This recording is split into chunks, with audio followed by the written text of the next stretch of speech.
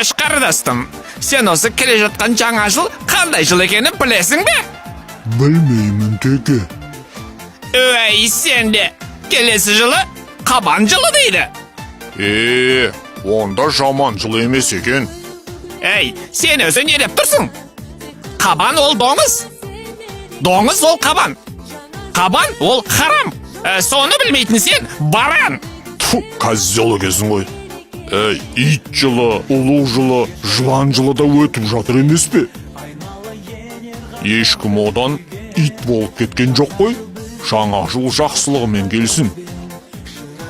Өткен жылға да өкпе жоқ. Шымкентіміз мегаполис болды. Түркістан облыс орталығы болды. Құдай қаласа жаңа жылдан кейін Түркістан адам танымастай өзгеріп түрленеді. Оның да дұрыс екен Қошқар. Қабан жылы болса, қабан болсын. Ел жұртымыз аман болсын.